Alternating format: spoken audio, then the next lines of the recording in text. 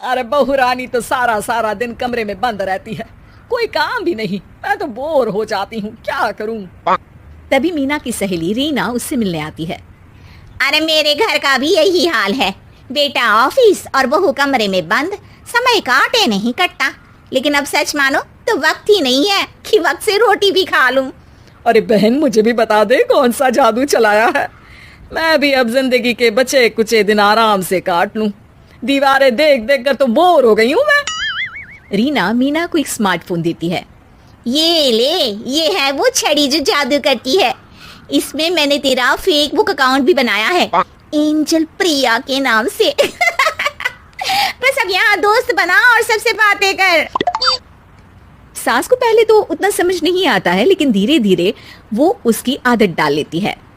माँ जी जल्दी से खाना खा लीजिए, मुझे थोड़ा काम है। अरे तू जा, मैं खा लूंगी, अभी वक्त नहीं है।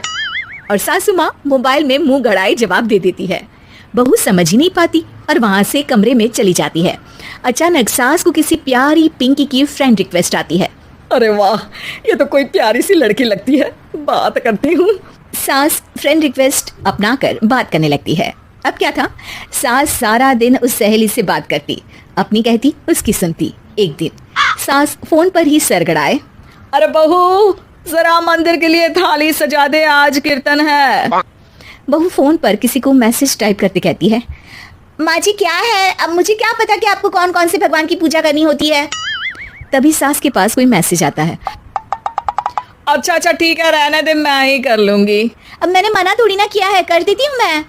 अब मैंने भी बोला ना कि थोड़ी देर में बात करती हूँ, तो मैं ही कर लेती हूँ, तू जा अपने कमरे में। बहू वहां से चली जाती है।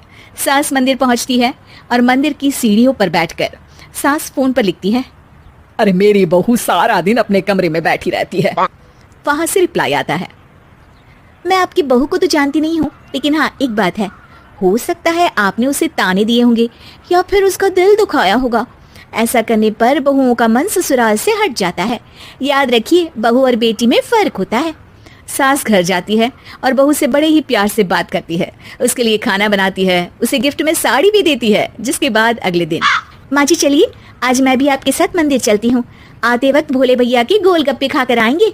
अरे हाँ बहू, ये तो अच्छा है, चलो। सास मन में सोचती है कि उसकी फेसबुक वाली दोस्त कितनी अच्छी है। उसके समझाने से उसे उसकी बहू वापस मिल गई। वो बहू को अपनी दोस्त के बारे में बताने का सोचती है, लेकिन फिर चुप हो जाती है। बहू फोन पर टाइप करती है, मेरी सास मुझे नौकरानी समझती है, एक ग्लास पानी तक खुद नहीं लेती। मन तो करता है कि बोल दूं, मैं बहू हूँ, कोई नौकरानी नहीं। वहां से रिप्लाई आता है, देखो तुम्हारी सास को तो मैं भी नहीं जानती, लेकिन वो बुजुर्ग होंगी, पूरा जीवन उन्होंने घर गृहस्थी चूल्हा चौका में निकाल दिया। और फिर तुम ये भी मत भूलो कि जिस पति पर तुमको इतना गर्व है, उसे भी शिक्षा उन्होंने ही दी है। तो जिसने तुम्हें इतना दिया, क्या तुम उनकी थोड़ी सी सेवा नहीं कर सकती। बहू भी अगले सास, बहू ये लो मेरा हीरे का हार।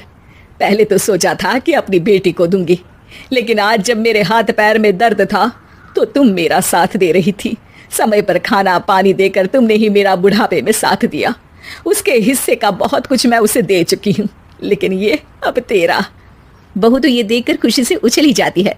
वो सास को गले लगाकर कहती है, माँ जी आप सच में बहुत अच्छी है। भला हो उस एंजल प्रिया का जिसने मुझे आपसे वापस मिलवा दिया, वरना मैं तो हमेशा आपको गलत ही समझती। मैं तो सोचती थी काश वो एंजल प्रिया मेरी सास होती। क्या नाम लिया बहू? एंजल प्रिया तेरी फेसबुक फ्रेंड है? हाँ माँ जी, वो बहुत अच्छी है। उन्होंने ही मुझे बताया कि सास की कीमत क्या होती है। अरे बहू, कहीं तू प्यारी पिंकी तो नहीं? जी माँ जी, मैं ही हूँ प्यारी पिंकी। क्यों? सास बहू को गले लगाकर कहती है, मैं भी यही सोचती थी कि काश प्यारी पिंकी मेरी बहू होती। शुक्रिया बहू। सासू माँ, शुक्रिया तो हम दोनों को फेसबुक और सोशल मीडिया का करना चाहिए, जिसने हम दोनों को एक दूसरे से दिल से मिला दिया। अब तक दोनों को समझ आ गया था कि जो खुशी वो बाहर ढूंढ रहे थे, सच में तो वो उनके घर में ही थी।